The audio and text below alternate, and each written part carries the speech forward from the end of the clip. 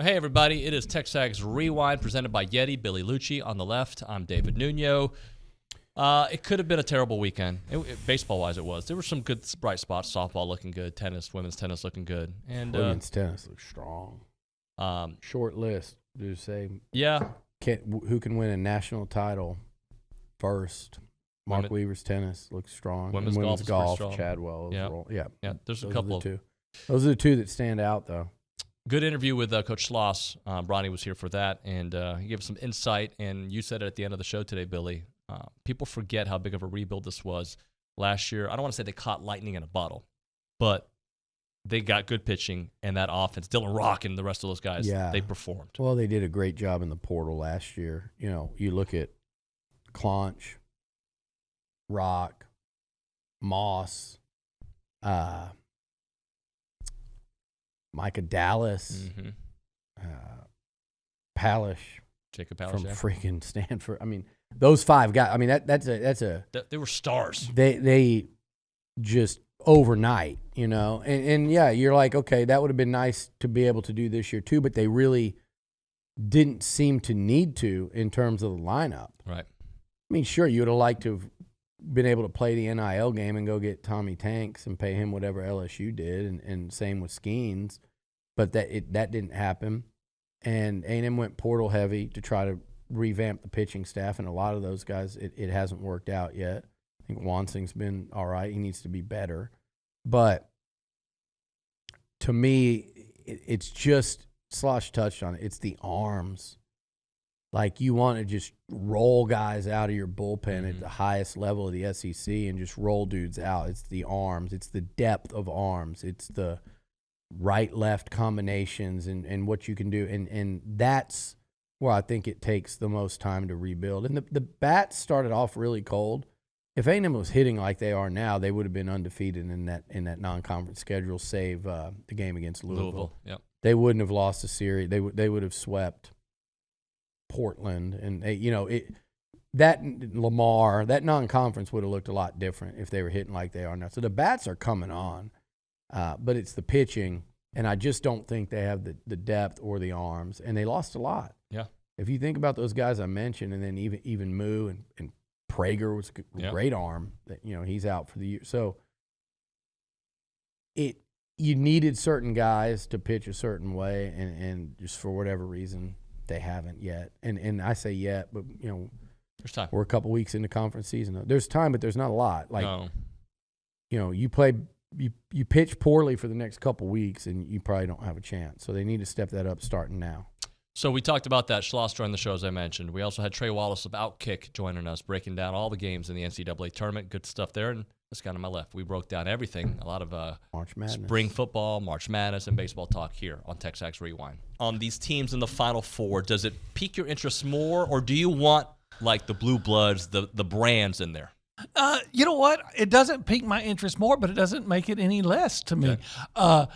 Those who say that they're not interested, it makes me wonder if you're watching the tournament, because who is more exciting than Florida Atlantic right now? Nobody. So this is how I see it. If I was paying a ticket to go to the game, I'd probably want to see some brands, right? If I go to Europe, I want to watch Real Madrid, Man U. If I go to an NFL game, I want to see the Cowboys play. I don't want to see certain franchises play. Yeah, but I'm saying in person. On TV, I want the best storyline. I'll just say, why would I be upset about not seeing Alabama when I can see the team that beat Alabama? Absolutely. I don't get that, San Diego State beat Alabama. Mm-hmm. So why don't I want to see them play? And I would say to this, and quite frankly, the other two teams are from big-time conferences, Big East and ACC.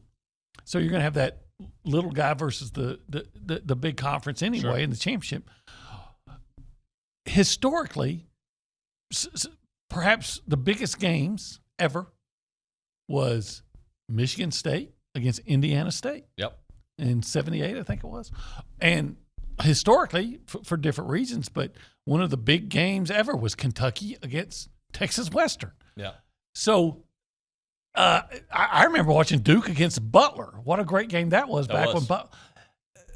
I think to me that makes it so much. I'm always wondering how far can Florida Atlantic go? I'm hoping Florida Atlantic wins the whole thing. You know what's interesting? A brand like UConn, which is can we call them a blue blood? Oh, how many national championships do you have to win to be one, right? But they're a team that I don't think a lot of people gave a chance to.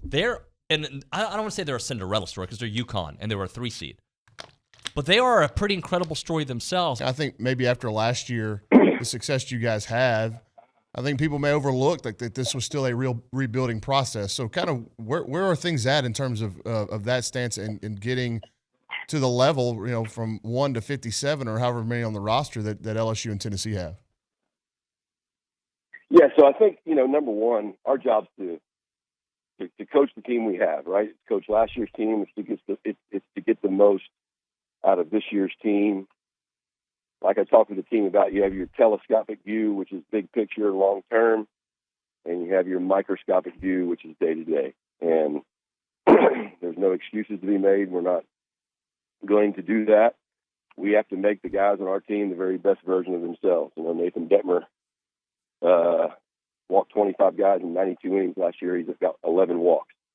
I think Cortez walked 11 on the season last year. He's got 19 walks in 20 innings. So, those guys are talented enough at this level to be giving us a better chance to win. Wanting, you can throw in that bunch too, but they're not currently. So that's the first thing. Is our job is to coach this team, the guys we have, and do the very best job we can with them. But bigger picture, there's no question that we have to continue, and we are. But when you take a job these days, you're not just one recruiting class behind, you're 2 and 3 years. So how do you bridge that gap? Obviously, the transfer portal can be a part of that. We've seen how that can help us in guys like Palish and Micah Dallas to a point last year, and a few other guys and some guys that we have on this year's team that I think are underachieving. But at the end of the day, when you evaluate the rosters of the 2 teams you're talking about, they have Tennessee, I think, had 2 or 3 transfer pitchers. Everybody else, I think they ran maybe 10 arms against us on the weekend, that all the right-handers at least touched, 95, 96, 97 miles an hour, threw a lot of strikes. How about Florida Atlantic? I did not know about their radio team losing coverage or losing their broadcast power. Were they able to scramble and get back on? So that was look, I love stories like that, and being in radio for a long time when I first got started in the business. So, a little backstory, people didn't know it. So the Florida Atlantic, their radio broadcast crew, they lost power with their Ethernet cord. They have to connect into an Ethernet cord. They have the NCAA has it set up where they can broadcast. So they lost power. It was right around the 30-second mark left in the game. I mean, FAU was about to make history. All of a sudden, the play-by-play announcer, he's got dead air. He gets a text message, "Hey, brother, you got dead air." So he's having to scramble and figure out how to get back on the air. Finally, Kansas State called a timeout with about 18 seconds left in the game. And it gave him time. He reached behind him. There was an Ethernet cord at the second table behind him. Reached behind him, plugged it into his computer. Now, here's the kicker. There was a writer from West Palm Beach that's a buddy of his that covers FAU. He actually had to hold the Comrex machine, and the Comrex machine was just a way for them to broadcast. He had to hold that in the air while this gentleman, Ken Sullivan, he got to call the last 15 seconds of the basketball game and send that off with FAU's going to the Final Four. Can't believe it's happened. But I'm telling you, being in the business, and just like you, can you imagine having a blackout at Texas A&M is about to clinch a Final Four spot, and you can't broadcast it to your fans? So that's what he was going through. All the credit in the world to Ken for getting back on the air, calling the last 10 seconds. But I tell you, out of all the stories that come out of the NCAA tournament this weekend, that was one of my favorites, him getting to call that last 10 seconds. I don't think you'll be missing a whole lot. I could be wrong. It'll be interesting to see how much A-Chain and Antonio participate. I don't, they're both, the release we got said they'll be participating in some form or capacity. I just wonder, do they run again? Do they? And so it's those two plus Jalen Jones, who I think it's a big day for. for Jalen. So I'm hoping he can improve on that combine 40 time. He's going to test well in the other stuff, and he's really intelligent dude, and he moves very well in what the drill when they drill him and stuff. He's going to be impressive. I'd love to see. I think Jalen Jones could probably help himself the most out of those three. And then you got some other guys coming who used to play here, who either portaled and A&M's nice enough to let them come work out. And I think that's, as long as guys don't leave on bad terms, you do that in today's day and age. And most coaches that have been at A&M have done that. Again, you don't leave on bad terms, you're good. Guys like Connor Blumrick was on the list as a potential. Derek Tucker.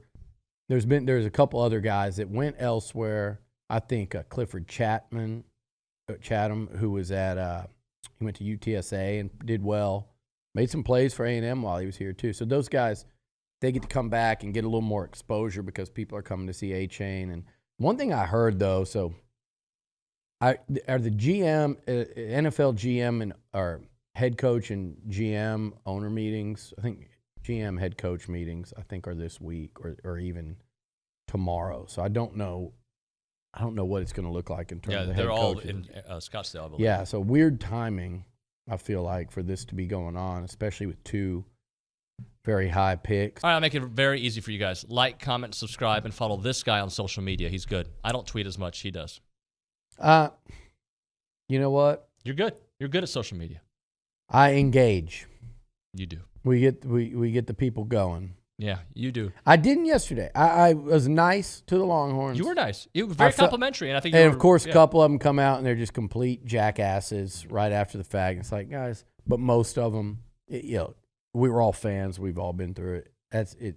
Everybody's just had their spirit ripped out from them during whether it's March Madness, football, it's college sports. It's brutal sometimes. Well, thank you for watching. We'll see you next time.